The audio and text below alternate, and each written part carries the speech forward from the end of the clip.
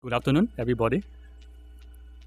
So, have you ever had the experience of making friends with somebody and then later discover that he's a famous rock star? You know, so, so I had experience with our honored guest today, Salman Ahmad. I met him at the United Nations, and I was impressed with his talents, his personal kindness, and his compassion. And so we sort of became like instant friends. And then I discovered that he's a famous rock star. Right? He's like a member of the biggest band and longer-lasting rock band in South Asia called Junoon, and he's a national Pakistani icon. And beyond being a rock star, Salman is also an eminent humanitarian. He is an United Nations Goodwill Ambassador. He played the first ever rock concert in war-torn Kashmir. And he's the first Pakistani musician ever to perform at the Nobel Peace Prize ceremony. He is also helping to bring peace between Pakistan and India, and he's working to help Pakistan's 3 million displaced people. Such an amazing human being. And my friends, please give a warm welcome to my friend Salman Ahmad. Thank you.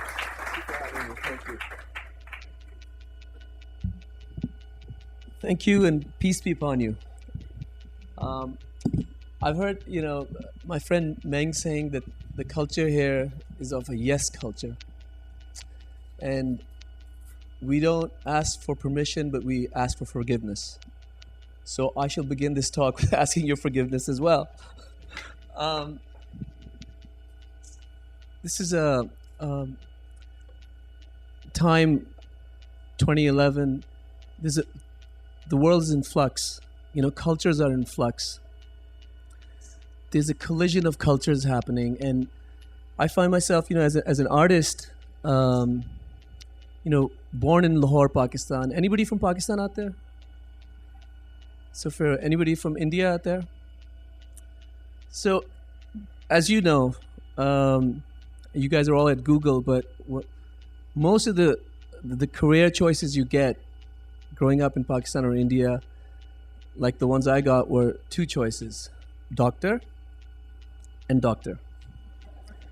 And that was drummed into me, even before I could learn how to say mama or papa, ami, abba. And so my life has been, growing in a culture with certain do's and don'ts, but thinking completely out of the box. My earliest memory, when I was growing up, we used to have family weddings in the backyard. No five-star hotels, no community centers, backyards. And at our family weddings, there used to be Qawwali music. Anybody heard of Qawwali music out there? So my earliest memory was at a wedding where I see, two rows of musicians, a front row of lead singers with harmoniums and a back row of tabla players and hand clappers, strong hand clappers. And, I was maybe 6, 7 years old, but what struck me was that the melody and the rhythm, it did something to my heart. Went through my ears and it connected with me, the vibrations connected with me in such a way that it created curiosity. What is that? What is that? And one of the earliest melodies is of a poet from South Asia, a Renaissance man from the 12th century. His name was Amir Khusro. And Hazrat Amir Khusro was the father of Qawwali music. And his sole reason for listening to a lot of bhajan music, which was around at that time, that's what he grew up with, was listening to Hindu devotional music, the bhajan music. His mother was Indian, his father was Persian, so he had a lot of diverse cultural influences: Arabic folk poems, Persian melodies, and he fused bhajan, Arabic folk music, Persian poetry, and out of that came Qawwali. But although he was using existing building blocks, of elements that were already around, he came up with something completely new, and which took over the subcontinent. As you know, the region which is now India, Bangladesh, and Pakistan, Afghanistan, very diverse. So many different languages, so many different faith traditions, ethnicities. Yet through music, the communication of music, he was able to bring Hindus and Muslims and people, from other, later on in the Sikh tradition as well, together in unity. And the concept of unity was the reason. I mean, he didn't want to be number one on MTV. He didn't want to be Facebooked or Twittered. He was just making this music because he felt it in his soul. And as a 6-year-old, when I was listening to this melody, I have an electric acoustic which is not plugged in, so if you can't hear the chords, forgive me.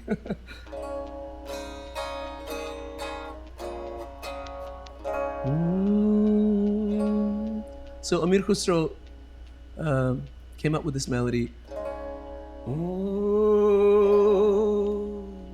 Om tum ta na na na na ta na na na re. Om tum ta na na na na ta na na na re. Da ra di da ra ri da ra re. Da ra dir da ri da ni man tum to Mola.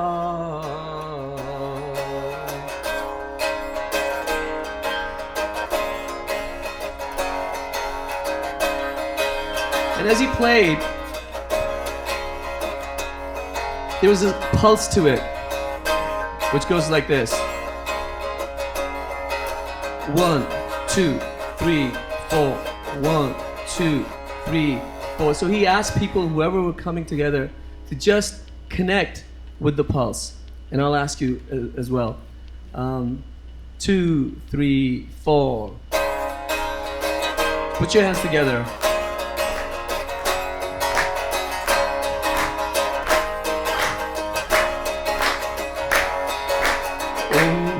Ta na na na na ta na na na re. Tum ta na na na na ta na na na re. Da ra di da ra ri da ra re. Da ra dir da ri da ni man tum to Mola. Man tum to Mola. And as you just did, accelerated with the beat as one.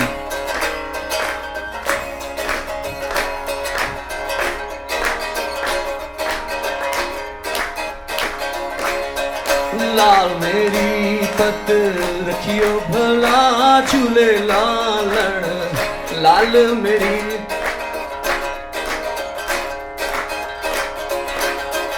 लाल मेरी पत रखियो भला झूले लालण सिंदड़ी दा सेवण दा सफे शहबाज कलंदर दमादम मस्त कलंदर अली दा पहला नंबर दमादम मस्त कलंदर सखी शहबाज कलंदर दमादम मस्त कलंदर अली दा पहला नंबर दमादम मस्त कलंदर सखी शहबाज कलंदर Om tum ta na na na na ta na na na re. You turn.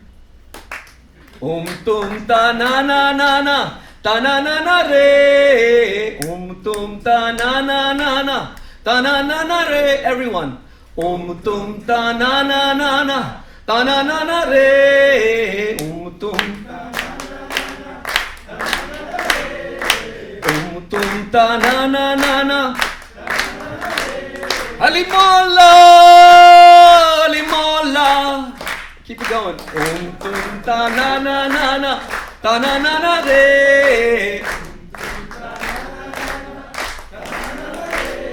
Ali Mola, Ali Mola, Ali Mola, yeah. Om tum ta na na na na ta na na na re. Om tum ta na na na na ta na na na re. So, That. Well, thank you for coming. Coming along on this experiment. But what music does is that complete strangers facing each other can attune, synergize, and have empathy for each other. And, I've now been, I graduated from medical school, and I told my parents, give me 1 year to play music. But I didn't tell them how many days in that 1 year. So they played along, and then they realized it's not going to happen. That, to be a Sharif doctor, And on this journey, as I felt about the Qawwali, when I was 11 years old, my family moved to the States, to New York. And for the first 2 years I was there, I moved at the age of 11. The first 2 years I was there, my two best friends were TV and radio. And it seemed like, how do you make sense of this culture which is so different from where you grew up? Until one day, a kid in school by the name of Danny Spitz, who went on to form the heavy metal band Anthrax. He went to my high school, and he said, listen, Sal, you need to do something. You have to get cool. And cool? So he said, I have this ticket in my back pocket. Danny was always, he was selling something. So he said, I have this ticket in my back pocket. You can have this red ticket. And it's for a Monday night at a show at Madison Square Garden. And if you come to the show, you will become cool. It was that simple. And now I'm thinking in my head while he's, putting this ticket there, is my mother, conservative Pakistani woman, sending me to a rock concert in Madison Square Garden at the age of 13 is not going to happen. But there was a whisper in my heart. Everybody has a whisper in their heart, the passion, right? My whisper said, get the ticket. So I bought the ticket off of him and I went home. And I told my mother that, this rock concert is happening and the entire school is going to see this rock concert. And, there's only one ticket for a Monday night and I bought this ticket. So my mother, Shaheen, she looked into my eyes and she said, if you do drugs, I will disown you. Then she drove me to Madison Square Garden. And I tell this story in my book, Roll Jihad, as well. And as I got off 3 blocks away from Madison Square Garden, I walked on the pavement and I saw thousands and thousands of kids, long hair, torn jeans, peace signs, and an expression which said dazed and confused. And as I walked into the garden, it says Led Zeppelin live in concert, and I didn't even know what Led Zeppelin was. It could have been the Bay City Rollers for all I was concerned. But what was interesting was this cultural, this community, because for the first hour, there was no band out there. There was just like these layers of smoke everywhere, which smelled kind of funny as well. And so I was like this, almost like a watching it as a scientist of what happens at a rock concert. So after waiting for about an hour, the lights go down, and these 4 guys come up on stage. One of them has this 2-headed guitar with dragons painted on his pants, and he starts playing something like this.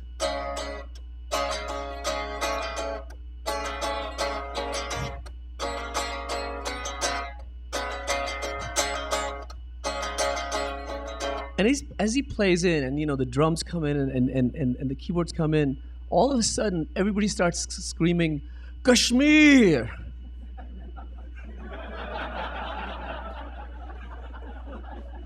Now, if you come from South Asia, you know that is nothing to cheer about. But for those 3 hours that I stood in the 63rd row watching Led Zeppelin perform, it transformed me. Here was something, I was a complete cultural outsider, didn't know what the songs were about, what the lyrics meant, but I just intuitively understood, just the way I understood Qawwali music, that this is something very, this is familiar, this is powerful. And so sound vibrations always stuck with me as a teenager, that sound vibrations are not, to be dismissed lightly, that this is just entertainment, I followed my path.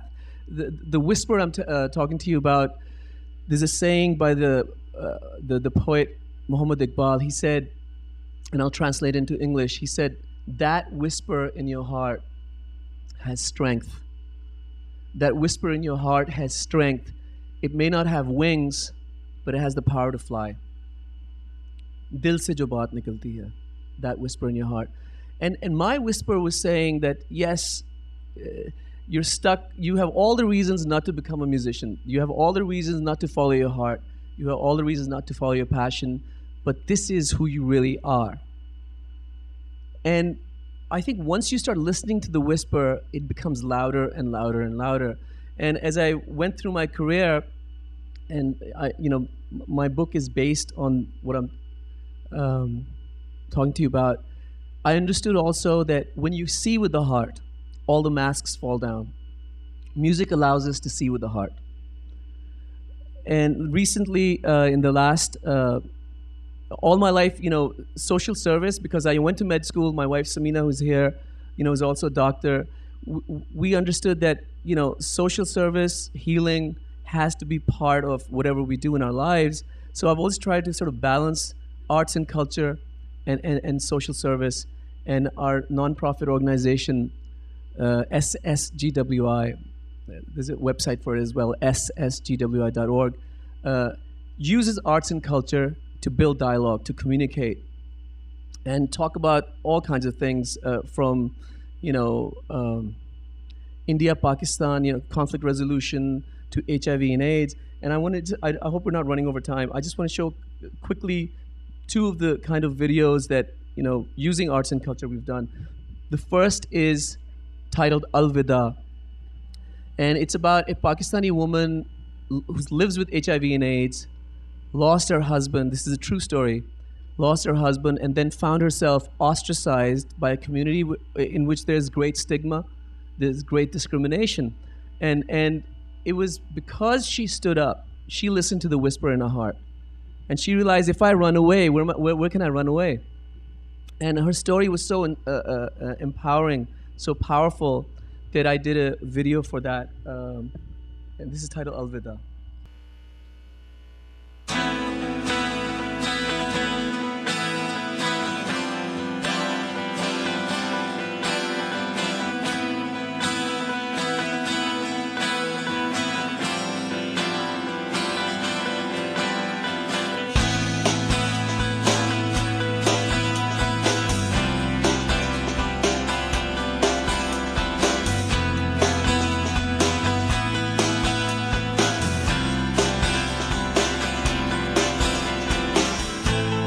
कैसे कहूँ ये राज तुझे मेरा दिल दे आवाज तुझे यूं ही रहे तू मेरे बाद भी तुझे सुख दे मेरी याद भी अलविदा अलविदा अलविदा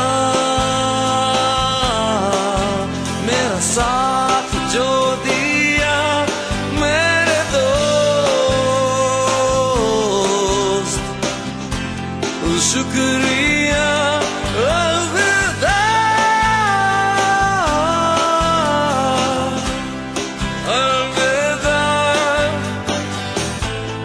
कैसे कहूँ ये राज तुझे मेरा दिल दे आवाज तुझे यूं ही रहे तू मेरे बाद भी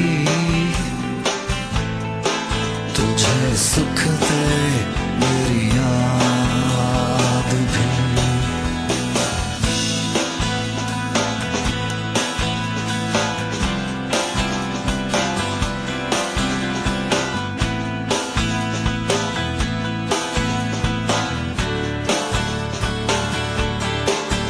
मेरी जिंदगी में सुकून है ना करार है मेरे पास बस तेरी याद है तेरा प्यार है अलविदा अलविदा अलविदा मेरा साथ जो दिया मेरे दोस्त शुक्रिया अलविदा अलविदा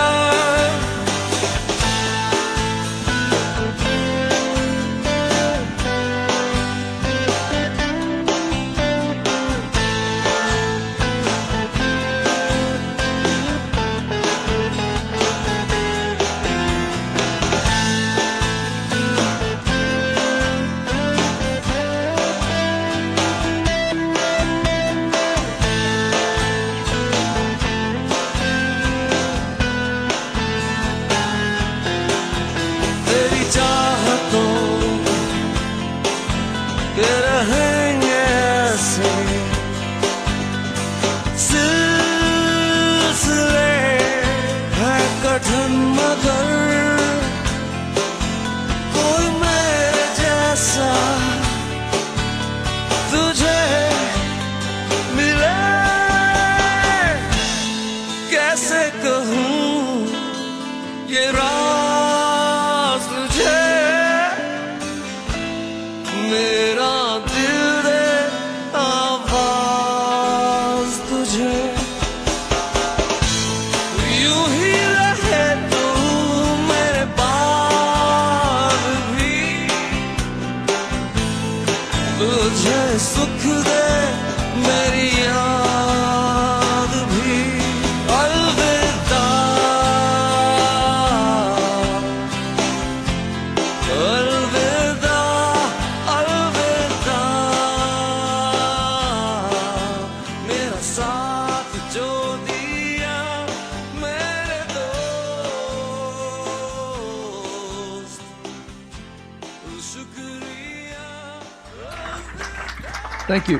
So this is an example of using arts and culture to start a dialogue, a difficult dialogue. HIV and AIDS is not only in Pakistan but India, Afghanistan, Bangladesh is a preventable disease, but to communicate prevention is the best cure. It's very difficult. So we have to think out of the box ideas. A lot of young people in colleges saw the video, and this became #1 on MTV Desi. And it gets just like movies and books, music and music video allows us this sort of platform to start a dialogue. I want to give you another short example of that. During this summer, the greatest single natural disaster on the face of the planet was the floods in Pakistan. And it was bigger than Haiti, tsunami, and the Kashmir earthquake put together. Yet it got zero coverage, very little coverage in the global media. So I thought, what can I do? And I looked at the tools that we have today: Facebook, Twitter, email, and I sent out this sort of mass email to all the people that I knew, saying, "Look, this is happening. It's not being covered in the media. What can we do about it?" I had written a song, and I said, a song is a great place to start. And 2 days later, I got a lot of emails from people who said, we want helped support this, but one of them was from Peter Gabriel. The people who, I mean, one of the artists that who really inspired me when I got out of college. And he said, "How can I help? I want to do this." So just from using social media, digital communication, Peter and I worked in this song. This is a song called "Open Your Eyes," and him coming on board doing the song with me meant that now CNN did a whole program on the floods in Pakistan. Al Jazeera did a half-an-hour program on the floods in Pakistan. Canadian television, BBC, and media channels in South Asia. So I think if you don't act, sometimes if you feel overwhelmed that this is so large, what can I do? But if you don't act, nothing will take place. But if you take a step, it starts a chain reaction. SSGWI is pretty much, right now it's a startup, but we've experienced 20 years of chain reactions, massive sort of chain reactions, and you never know what's going to happen, what door will open up, who's going to walk through. This is Open Your Eyes. Each single download of this song from iTunes, it's less than $1, will go to flood relief in Pakistan.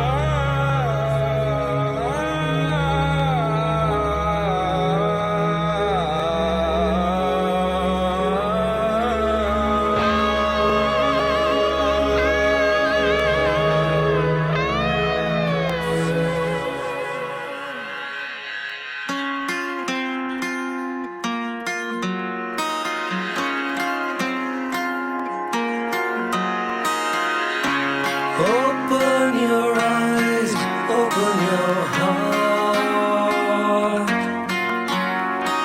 Open your heart, open your eyes. Open your eyes, open your heart. Open your eyes, open your heart.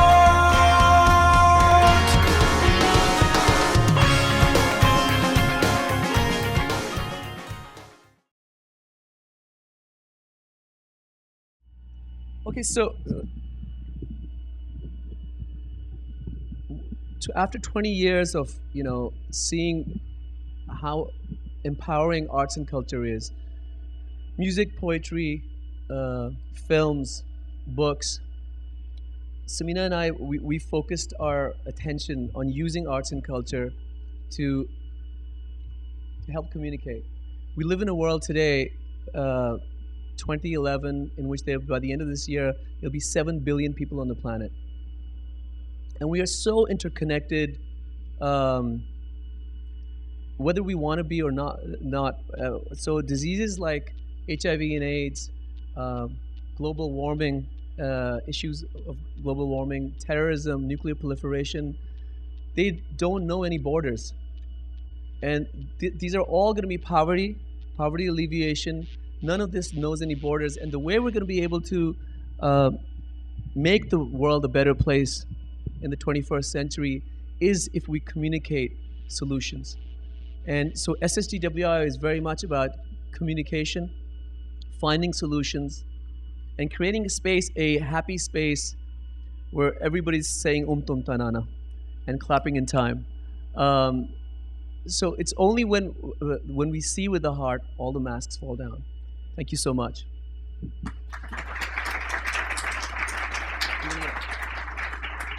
Okay, so if there's any by the way, I was instructed to inform you by Samina that we have about 7 DVDs and I think about 6 books to give away. So whoever asks the first 13 questions,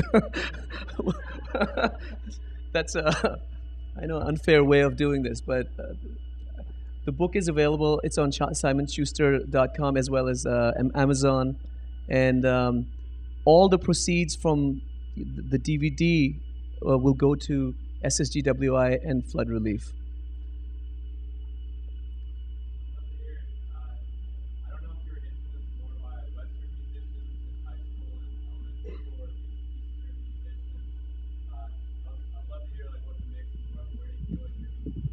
Sure, it's a great question. You know, since the age of 11, you know, I was growing up in America, went to junior high and high school. I listened to everything from Zeppelin to the Beatles to Santana, and then, you know, progressively jazz, blues, Muddy Waters, Howlin' Wolf, just soaking it all up. Nowadays, I listen to, you know, Radiohead, Sigur Rós, and I try to soak up as much as I possibly can, but not just from rock, but from, you know, opera, jazz. My Desi or my South Asian influences are, one of them is, you know, like I told you the story, when I was 6, Qawwali, you know, I connected with it unconsciously at the age of 6, but then later on, one of the greatest, perhaps the most influential Sufi singer of the 20th century was Ustad Nusrat Fateh Ali Khan. And I had, you know, I tell his story in the book of how we connected. And this is when I was right out of college. And to have him as a mentor and see him, it was interesting, you know, this happens a lot in South Asia that you look at Western music and you say, well, that's Western, you know, pop culture. And then there's our Desi music. But he was, Nusrat broke the mold of the traditional Qawwali singer because he collaborated with Peter Gabriel. You know, he collaborated with Eddie Vedder of Pearl Jam. Collaborated with Mike. One of the greatest albums, really, if you get a chance to listen to his Night Song with Michael Brook. And I saw that people, you know, who listen to rock music like Robert Plant. I mean, listen to rock music. You know, rock singers like Robert Plant and even Jeff Buckley found Qawwali to have the same intensity as the blues did, which, you know, if I listen to it the same way, you know, they have the same emotional intensity. So my work, and then obviously Bollywood. I listen to a lot of old Bollywood music, which, you know, is great. If you can just allow for the, you know, the guy running around the trees and it's a circle, yeah.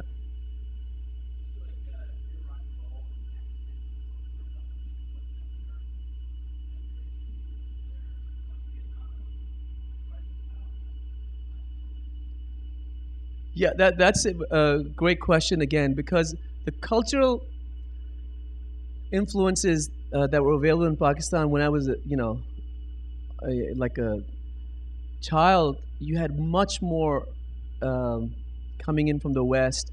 It was, look, my mother went to a school called Home Economics. It was set up by the Ford Foundation. So there were American teachers teaching in Lahore, Karachi, Islamabad, and it was a much more outward-looking culture, you know. But, you know, a very strong homegrown culture as well. But, you know, rock music and all that was available when I was very young. I didn't know that much at that time. But in the 80s, there was a military dictatorship. And a military dictator by the name of General Zia came, and although he was fighting the Soviets, you know, in Afghanistan, those 11 years of military dictatorship completely, it's like, took the cultural vision of that country into another age. You know, I write about that in great length. It was very isolated. There wasn't really a cultural vision. I mean, all the culture he thought that was permissible was basically, you know, the holy book, the Quran, and that's it. You know, and So Pakistan, over the last 63, a little over 63 years, has been a country where there's been a tug of war happening between the forces of, I call, progression and the forces of regression. And that tug of war is happening as of now as well.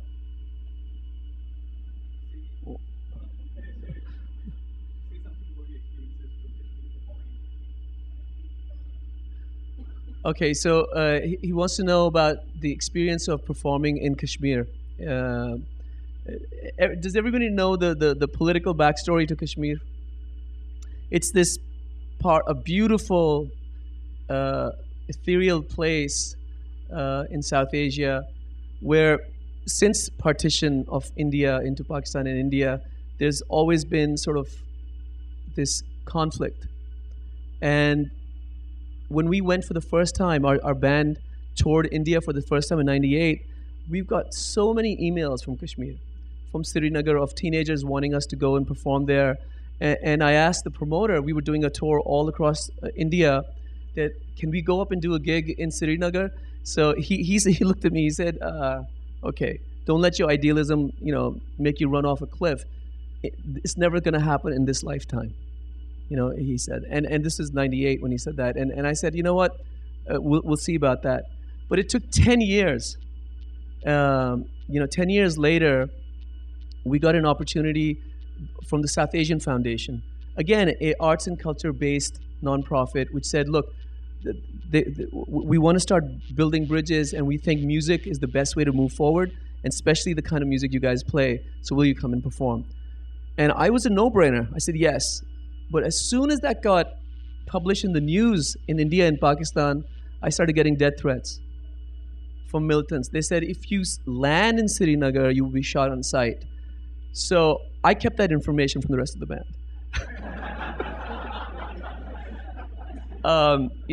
They said, yeah, look, it's going to be great. It's May. It's going to be beautiful. We're playing at this place called the Dal Lake. And anybody been to Srinagar out there? So let me describe this place to you. It's a beautiful lake surrounded by the Himalayan mountains, where legend has it that Ravi Shankar gave George Harrison his first sitar lesson. And that's where our stage was going to be. So I said, it's worth dying to do this gig. And we landed in Srinagar, and we got off on the from the airport to the hotel in 4 bulletproof jeeps, and they were driving at 100 miles per hour, and there was this sort of, the whole city was under siege. Now what had happened was, college students who wanted to come were prevented from coming by this barbed wire all around the place, and until the day of the show, we didn't know if the show was going to happen. But an amazing thing happened, and I tell this is the last chapter of my book also. Teenagers just decided they're going to jump over barbed wire. They're going to get to this place no matter what, and brave the bullets. And there was obviously a lot of military security presence as well. Literally Guns N' Roses. Because there's so many diverse flowers there, but so many guns. Yet when the music started, it seemed like that the sun came out. Everybody was singing, dancing. And it's for a glimpse, I don't want to sort of exaggerate what arts and culture can do. For those 2 hours, a door opened a door of possibility opened.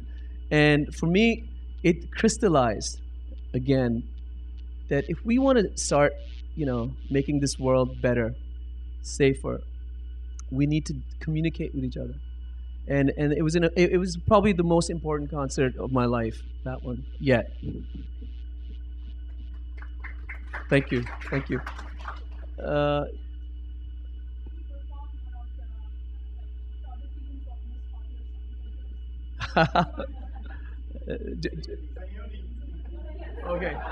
Okay, so let me do this. How much time do we have? So I'll finish with Sayuni. Okay.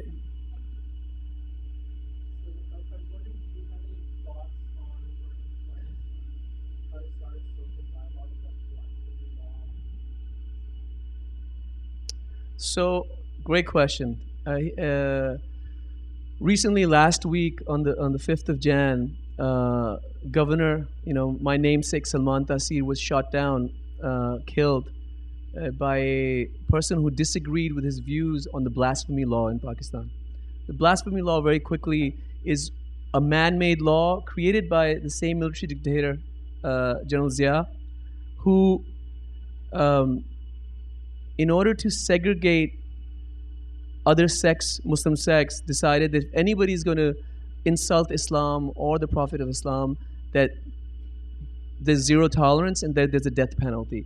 And what happened recently was there's a woman in Pakistan, Asia Bibi, who, not that there's any proof, but the fact is somebody's accused her of blaspheming.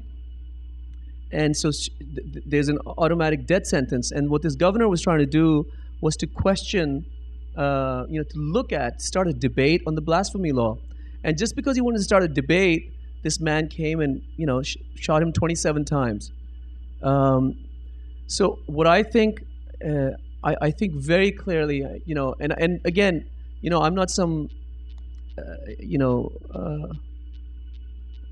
I'm not a politician, and obviously I'm not a theologian, but I feel that Islam, that's my faith tradition, it provides great platform for debate, has for the last 1400 years. In the last 1400 years, there's never been anybody, put to death for blaspheming against Islam or the Prophet. So in 1400 years of a culture which has now 1.5 billion, of a faith tradition which has 1.5 billion followers, why is it that this particular law, which is a man-made law, still, isn't there a better way to sort of get positive discourse rather than putting people to death? Yeah.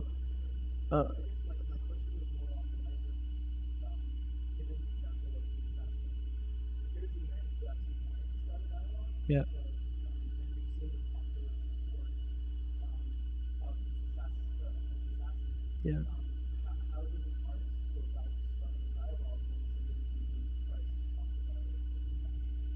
Yeah. Well, Martin Luther King said it well. He said, it was the appalling silence of the good people. It wasn't so much of the bad people, the rancor of the bad people, I'm paraphrasing, but the appalling silence of the good people. So I think the first step is to recognize what you just said, that this is, goes against everything that human rights stands for, goes with everything that Islam stands for. There's a line in the Quran which says, if you take one life, it's like killing the whole of humanity.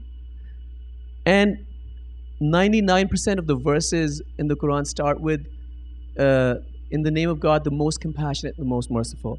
So my way would be to have a culturally sensitive dialogue, not people, accusing, finger pointing, but talking about areas where we agree and disagree.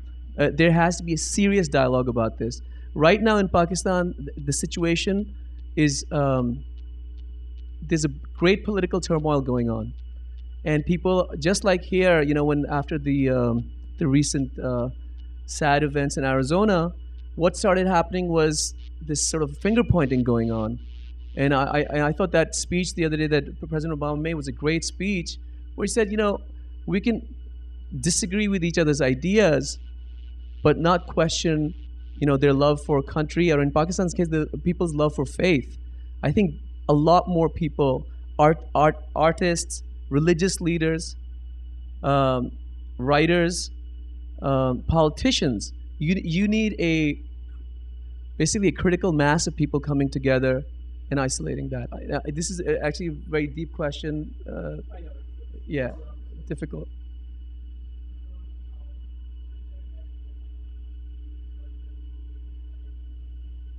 Could you speak a little bit louder?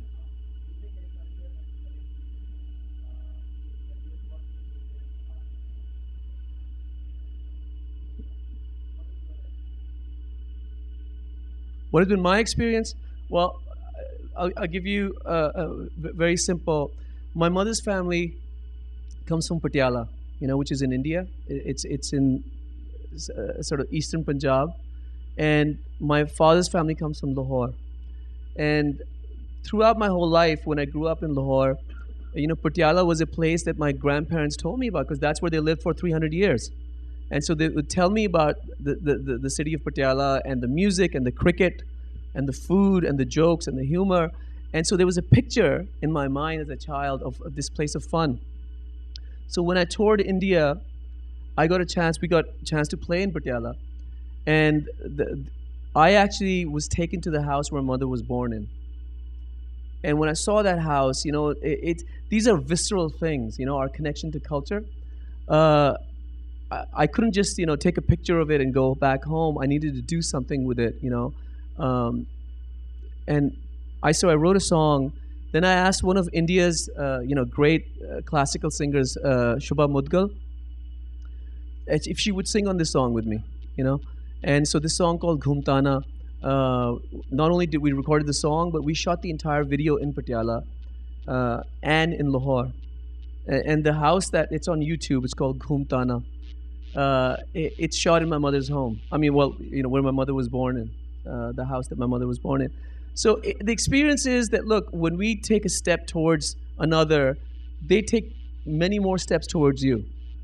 Yes, there are, bad people everywhere. There are people who just have very fixed views, inflexible ideologies, but why let them take center stage? Right now what's happening is you have extremists who have the loudest voices, who get covered in the news the most. They're on the front page everywhere screaming at each other, where there's a huge silent majority which thinks about these things in a very different way, but they don't make themselves heard. And so my experience is that this catalyzes that communication,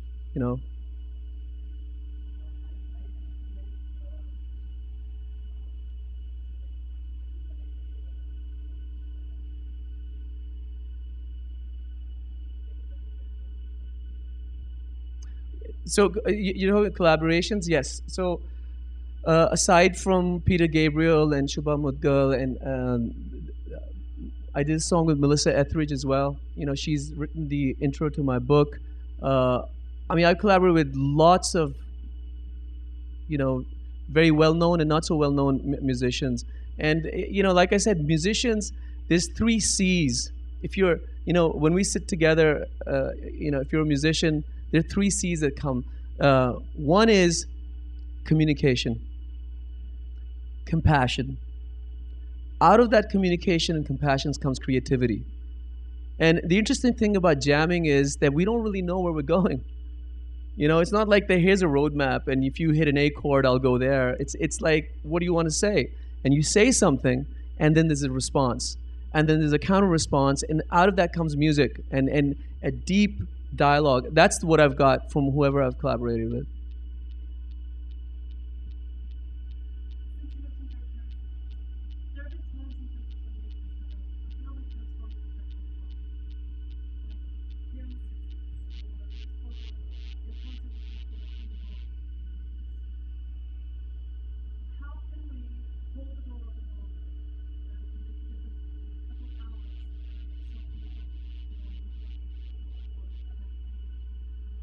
Okay, so great question. How can we sustain the dialogue, the sort of these glimpses that you get at concerts and people coming together? There's been great over the years. Like you look at Live Aid, look at Live 8, stuff that Bono and Bob Geldof has done.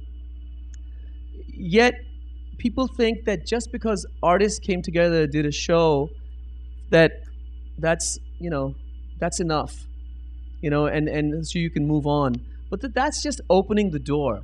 You see, artists can only open the door. People have to walk through those doors. Now, a lot of you here, this is Google Earth. You have the velocity here, the connectivity here to amplify the voices who want to change the world for the better. And that's I'm talking about as a collective, but also on an individual level. You can do a lot. We don't need CNN, we don't need the New York Times or Al Jazeera or whatever. we have our own networks, you know, and we need to use those networks wisely, you know. I mean, you can connect with me on Twitter. I'm Sufi Sal, Sufisal. And look, I'm here to be educated. If there's some ideas of how we can amplify the voices of unity, we're there. And I have a lot of music friends all around the world who are just, you know, a touch of a button away. Last question? You got one? We have very few ladies asking questions. So, yeah, go. You had your hand up.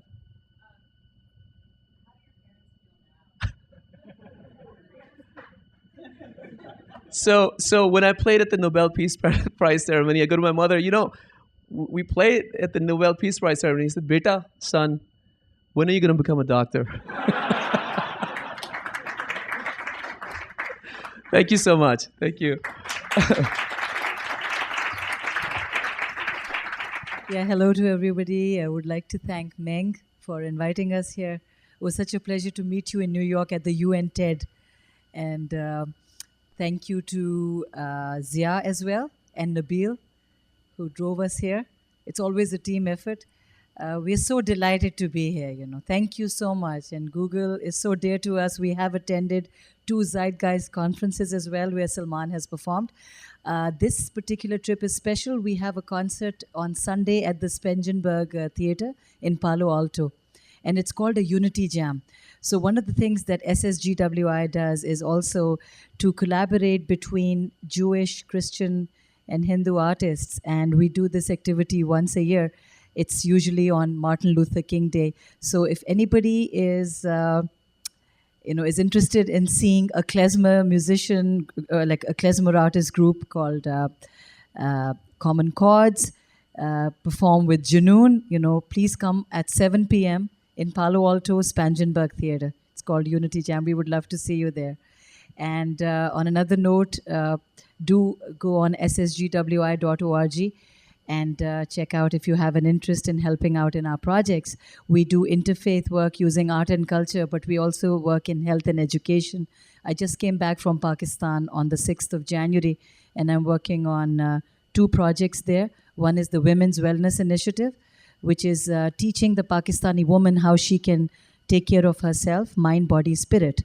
Because that particular woman that I'm talking about does not have access to health like all of us do. She is illiterate. She doesn't have access to a good hospital and doctor. So the concept is to do workshops for this woman and to empower her so that she can raise a happy, healthy family where the children are not going out to join the Talibans.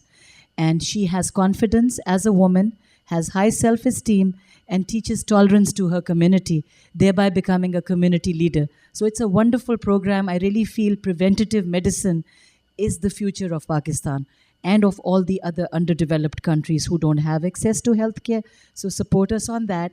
And the other project that we're doing is called Build a Village. We've already identified a village in Sindh, in Tata.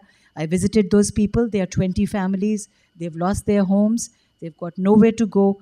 And this project is all about building a holistic village for them, which will not only provide shelter, but will also make education, health accessible to them. So really, once again, Meng, thank you for giving us an opportunity to talk about our work. And thank you for coming here. Thanks a lot.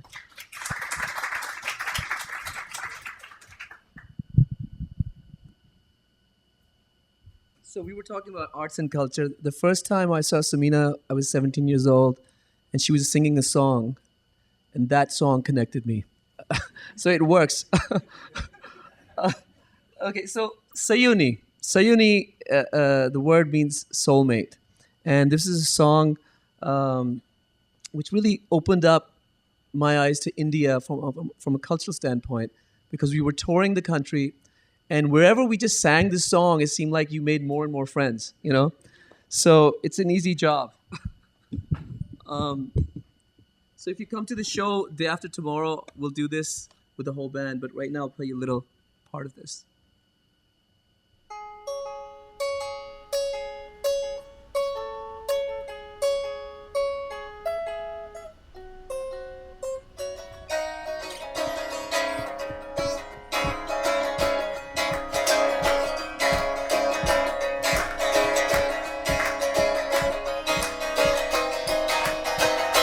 Sayoni,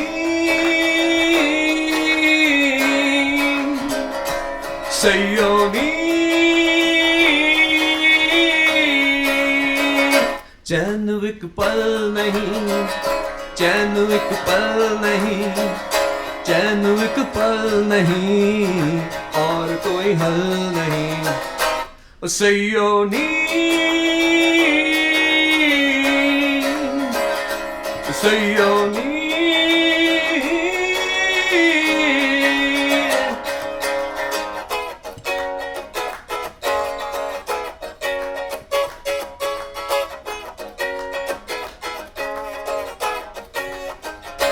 कौन मोड़े मुहार,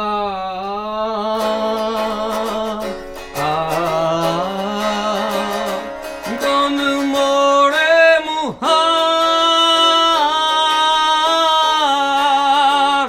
कौन मोड़े मुहार,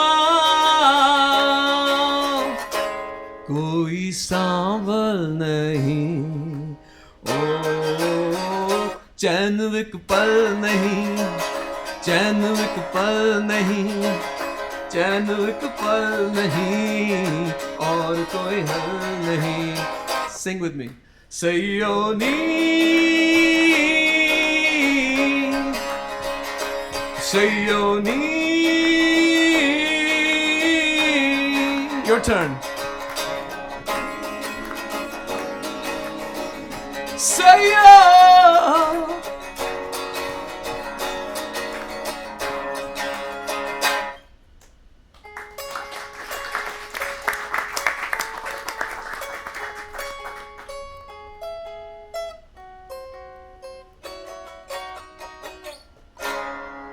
Thank you.